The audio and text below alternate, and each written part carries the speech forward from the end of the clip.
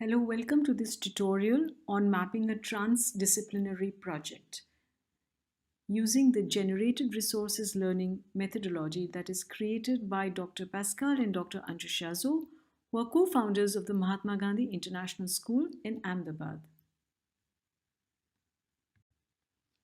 Namaste, I'm Anju Shazo, and in this tutorial I shall be sharing some examples of projects that we do at the Mahatma Gandhi International School in Ahmedabad.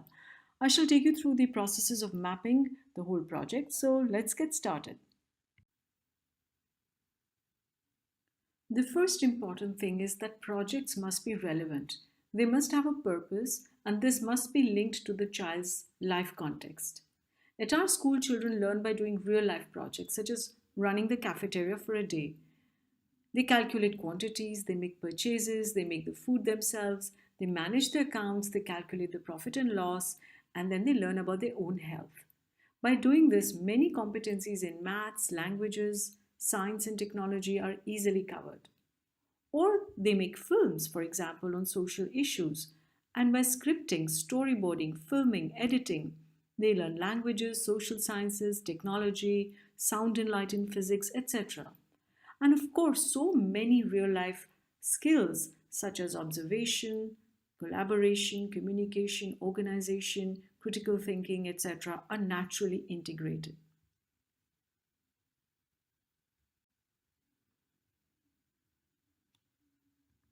A good example here of a relevant project is that of waste management solutions. Here you can see children bringing packaging of what they consume to school. They categorize and sort it. They even weigh it, thus becoming aware of the amount of whatever they're consuming. Note that it is the children themselves who get the objects. This is not given by the teacher, and this is what makes it so very engaging and participatory for children.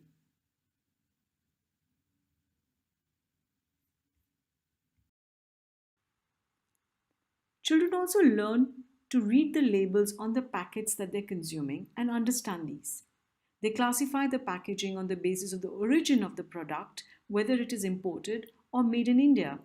They also reflect on whether these products are something that they need or something that they desire. They then run awareness campaigns on wasteful packaging to educate others. So many skills such as observation, classification, communication, etc. are learned and applied by children by doing such projects.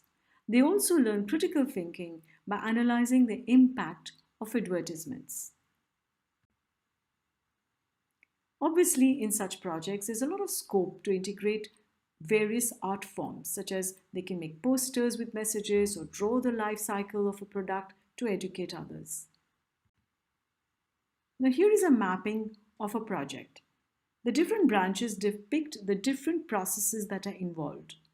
Note that these processes have words that are action words, such as making, creating, running, calculating, etc.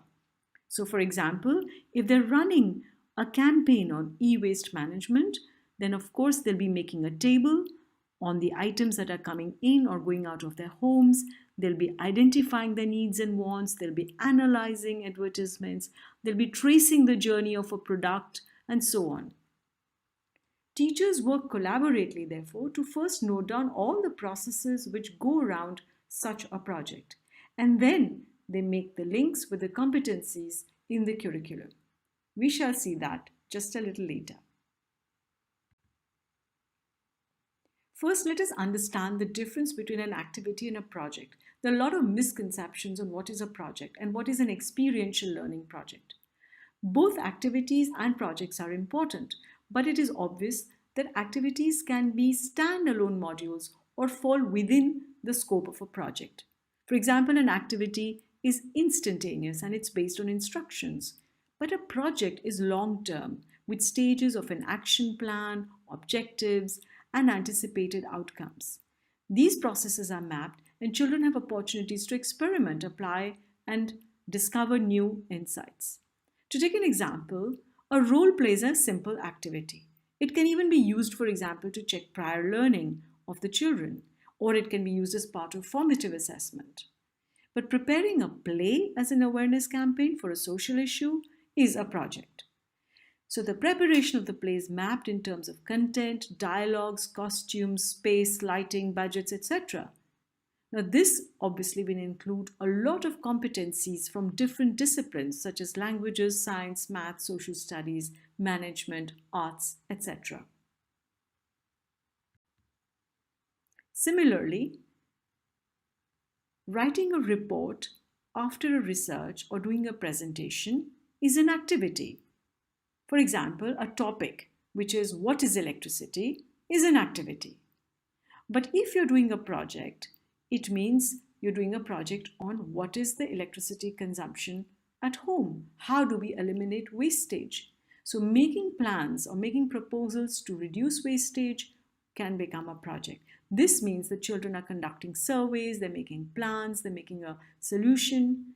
And in doing this, they are also creating posters or awareness campaigns. Another example of an activity is what is a healthy diet? Now, this is typically a topic. But if you're making a dish based on a healthy diet, then that becomes a project. And in doing so, children will be investigating what is a healthy recipe. They'll be doing surveys to choose the dish, what is available as ingredients. They'll be doing the costing, planning and preparation of utensils, space, public, etc. They may be even making a prototype. They'll be trying and testing it, and of course, taking feedback from others. So all these different stages are what go into making a project. A project is always much more long term, and what we really need to always keep in mind is that it has to be meaningful and relevant to the child's life. It has to have a purpose. If you've understood that so far, then we can now go on to looking at what is a project. So let's say making a good cup of tea is a project. Why? Well, because tea, everyone loves it. And it's always great to take a break with that. It symbolizes so many things in so many different cultures. So let us look at all the stages in making a cup of tea. The first thing is the title itself. It is important that the title itself consists of an action word. And here the action word is making. Making a good cup of tea. Not just a cup of tea, which would make it a topic. So the first step or the first stage in the mapping is to allow children to express their prior learning or their prior notions. Children may have some idea about the topic that they're learning or the project they're going to be doing. They may have misconceptions, they may have prejudices. So it's important that by different means we allow children to express this. Now, how can they do that? Well, children can express their prior ideas in a variety of ways, such as doing a little role play or mime of drinking tea. And from this, the teacher and the group gets feedback about what the child knows. This is also an important step that establishes the purpose of the project. Why is this project so important to learn? Children themselves realize the purpose or the importance of what they're going to be doing. So therefore, part of this first stage is the purpose, which is for what and why. Now let us go to step 2.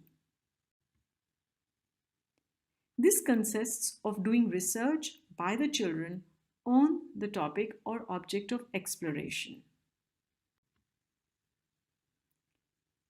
For doing this, children are going to be collecting real data from the surroundings as part of the research. They conduct surveys, they go on field trips, they interview experts, they read books, they use the internet, and so on. As part of this step, they will need to conduct a survey to find out, let's say, who all like to drink tea, which kind of teas are available in the market. Obviously, they will have to write their questions and know how to conduct interviews. This gives teachers opportunities to teach and build on language and communication skills, and also creates occasion to integrate local languages. Interviews with experts and use of internet will also bring in some basic IT skills. Children will also have opportunities to learn about the health benefits of tea or even the ill effects of too much tea. Depending on the age group, of course, they can explore different kinds of tea and its effects on health. In doing so, it of course means that many competencies that are related to subjects such as biology or nutrition can be integrated here. And it can also be chemistry on looking at how do things interact in terms of boiling or interacting with your body, etc. They may have to find out that there are many different kinds of tea. And in doing so, competencies from different subjects can be covered while exploring the origins of tea, the properties of tea, the economics of it, etc. Similarly, many components related to culture can be included since tea drinking is different in different cultures. So, languages around stories around tea can also be done. So, you're bringing in culture through folk tales and stories, you're bringing in chemistry, let's say the pH balance of water, how does that change? You bring in geography through where is the tea grown, you bring in economics and history, etc. Now, let's go to the third stage. The third stage is a plan of action because children now need to plan how are they going to be making the cup of tea. In the making of the tea now, they would have to think about the cost. Obviously, when they're deciding to do that, they will have a lot of mathematical competencies, which may be proportions and measures and calculations which are going to come in. Similarly, they will have to know about utensils. They may have to know about simple machines when they're using in the kitchen. They would have to know about ingredients. And when they know about ingredients, they would have to then think about making a prototype of tea or whatever it is that they're making, and then, of course, taking feedback from a public on their prototype. They'll also have to think about time management, about space, etc. So, in these processes, many competencies linked to languages and science will come in. The fourth stage is the action itself. For doing this, they're going to be making the tea and they will need to take feedback from the people who are consuming tea, which means that they will have to conduct a survey. Again, here, a lot of competencies of language can be very naturally integrated. A lot of life skills will come in because they're actually doing things. So you will have management skills, you'll have critical thinking, you'll have creativity. Maybe they're going to be designing posters or creating menus, etc. And the fifth stage is an important stage because this is reflection. Now, experiential learning without reflection doesn't really help much because it is only when you begin to go into cognition, metacognition, when you begin to reflect on what you learned, how did you learn it, and why did you learn it, that really the learning becomes very meaningful for the children. So, here the reflection process can be written or it can be oral through different ways of feedback or filmed portfolios or just sharing of experiences. It can be discussions and exchanges. So here now you can see all the 5 stages of the mapping process, which means that you have your first stage, which is initial representations or the preconceived notions that children have. The stage 2 is research, the stage 3 is plan of action, the fourth is the action itself, and the fifth is reflection. Now, the second stage will be the mapping of the competencies which are related to your own subject area and which are given by your board. Now, this is very important. As you can see, what we've done is we've started with some real life project. We've mapped all the stages, which is all the processes of learning, and then we're going to the competencies of learning. We are not starting from the competencies and then trying to go into some practical part. We are actually first doing the thing, and in the doing of those things, we are then looking at naturally, organically, what competencies just fall in a natural way. This is a much more holistic and simple way to learn. Let us now see how we can integrate the competencies that are defined as learning outcomes into the project.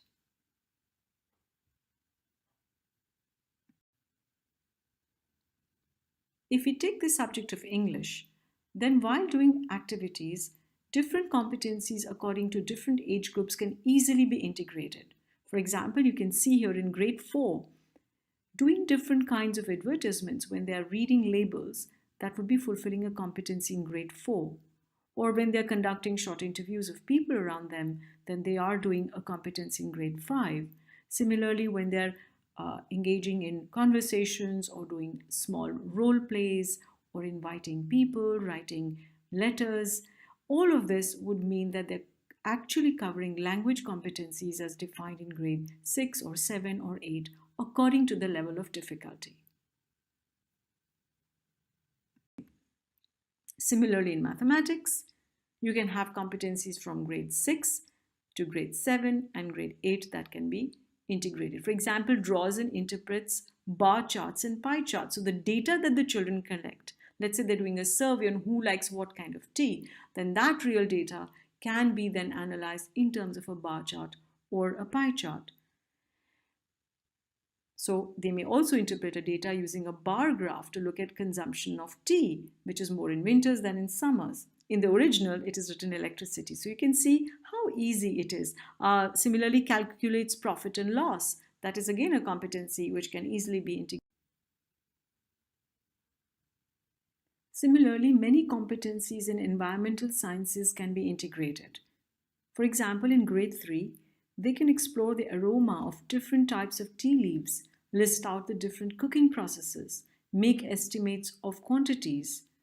Or in grade 5, they can record their observations of different phenomena like mixing, floating, or evaporation. You get the idea.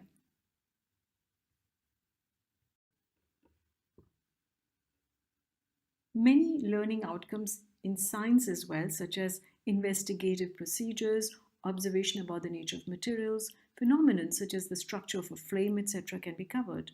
Even a learning outcome, such as exploring the effect of pesticides on health, can be integrated, etc. Social sciences again, physical features, where is the tea grown, why does it go in a particular environment, different relationship, interrelationship of different elements in an environment, creating an advertisement, differentiating between different kinds of market, etc. And even in history, for example, how did the East India Company become a most dominant power? Looking at different kinds of classification based on raw materials, the size and ownership of different kinds of industries. You can compare tea companies, for example, in a higher class. So there is absolutely no limit to the kind of things that teachers can do when it's actually a real life project, because very naturally you will find the links to the competencies that are given by the board. And you should be now ready to actually have a real cup of tea. We hope you enjoyed this. This is Thank You from Anju Shazam.